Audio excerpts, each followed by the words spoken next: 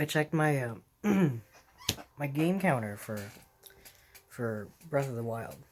I wish the Nintendo Switch kept like an accurate like to the second of your save file because it just gives you rough estimates based on like couple of hours or more.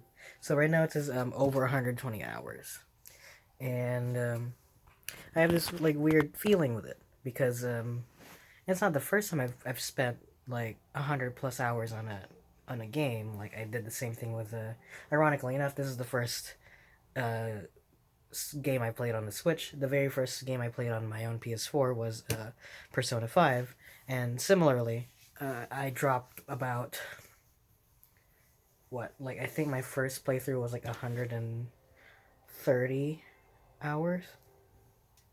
Um, on the PS2, playing Kingdom Hearts, I remember my save file. Maybe, I mean, it might be inaccurate because I don't know if I've told that story before, but I actually lost my original save file for Kingdom Hearts.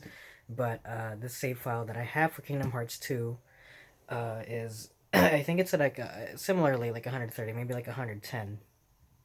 But the difference here being that when I finished Legend of Zelda, where like I when I saw 120 hours, I felt like I was satisfied. There's not I mean like spoiler alert, there's not a lot of content in the game. Um there's like the main quest which is like get the divine beasts to help you fight Ganon and then fight Ganon. That's pretty much it, right? You have a bunch of like side content like you have to look for like memories like cuz you just to jog your amnesia basically that what happened like 100 years ago. Um But as far as like things to do in the game, um, I don't know if I mentioned this before, but there's not like a checklist. There's not like a number out of a number. Like there's not like the most you get is like the number out of 120 shrines and a number out of 900 Korok seeds. But even that, they don't tell you how many Korok seeds there are in the game. They don't tell you how many shrines there are in the game until one of the shrines is just like you did it. Um, or you look up a guide because guides tell you there's 120 shrines, so you like spend your stuff accordingly. But I did the main quest, I did the memories, and then I did the DLC, and I fought Ganon, and uh like at this point in the game, I feel like I can like set it down and just come back to it every once in a while, just like run around and have fun. Like um, there's not really a point for me to play the game anymore.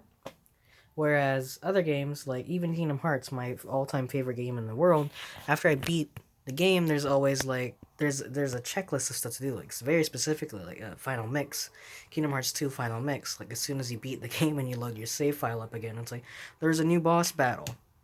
Do that. Work towards that. We've also unlocked everything in your journal, so you know exactly what you have left to do. Go do that as well. I just think it's really interesting where um, when I when I was playing Zelda, I felt like I could just put it down at any time, but I would always feel like oh, it's like something more that I could just probably like do, like I could just like do this, do that, and then but now that I feel like I've beat the game, I did this, I did that, uh, I feel like satisfied with what I've accomplished. Like it doesn't feel like there's anything left to do, even though as soon as you beat the game and then you go to the map, there's a little counter over 100% completion. So you can keep track of how much stuff did you have done.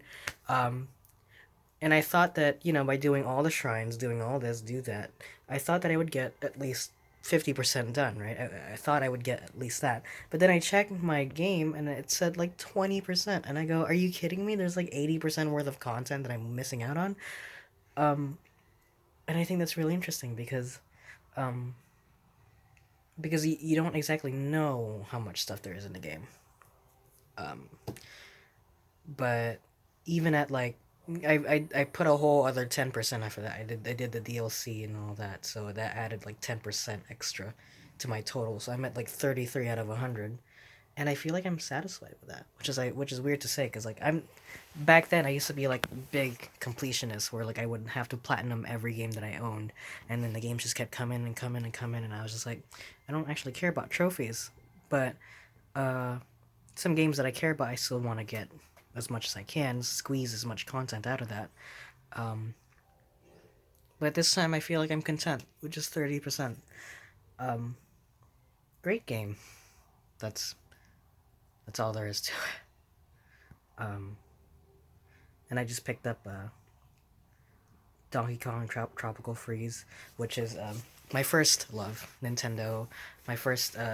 I liked saying that Donkey Kong was the first game I played, but my sister's always quick to point out that the very first game I played was this demo disc that had Barbie Adventure on it. So technically, the first game I ever played was Barbie Adventure. But as far as like an actual game goes, the very first game I ever played was Donkey Kong Country for the Game Boy, and I love that shit. Like that's my first like so like whenever I'm like going into like Nintendo like when I got like 3DS, I wanted to get like a Donkey Kong game, but they didn't have Donkey Kong games out there, and then they released Donkey Kong Country Returns, and I was like, I love that shit.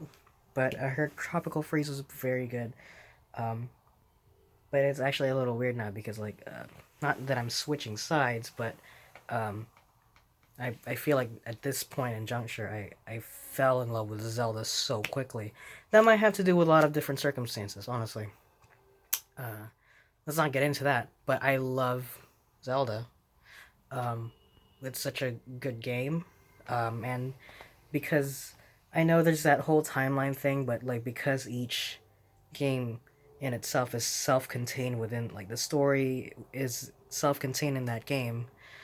um, I don't feel too bad about going back and playing the other games. Like if I feel like if I went back and did the other games, I would be like, "Where's my jump button?" So there's that.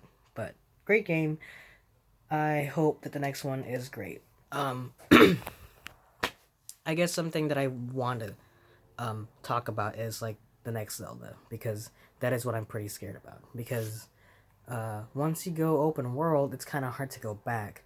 So I hope that they do a reverse Arkham game where the Arkham games went from something very detailed and very small into something a little bit bigger and more spaced out with a little bit more content all the way to Arkham Knight, which is you're playing in Gotham, it's big and it's exactly what you want to play as Batman, but as far as like the detail in the game world goes, it's kind of lacking.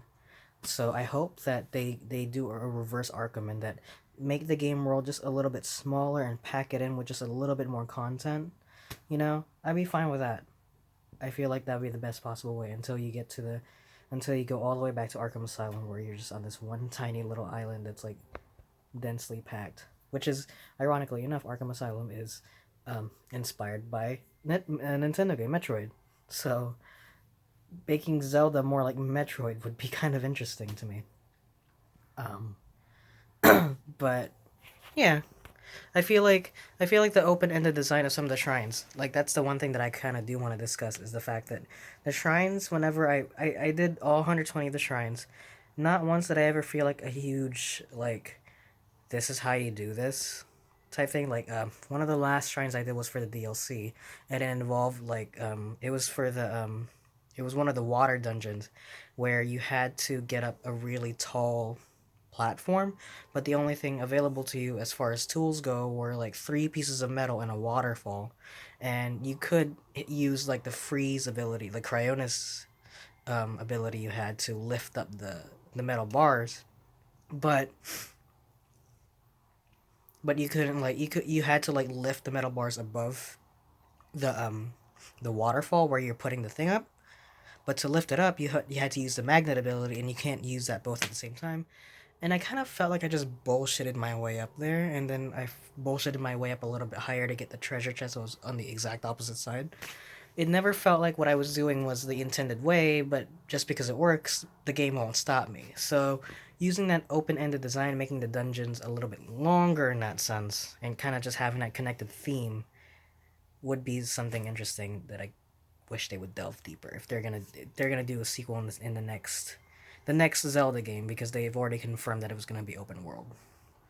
That's it. That's all I hope for. But you know now I'm just waiting, and I hope that it comes out on Switch. I hope I think I heard a video that was like there's like a minimum of like two Zelda games that comes out with each Nintendo console. So you know waiting on that. Hope that comes out. You know, that's all. Just wanted to talk for a little bit. That was what was on my mind. I'll see you guys next time, and peace.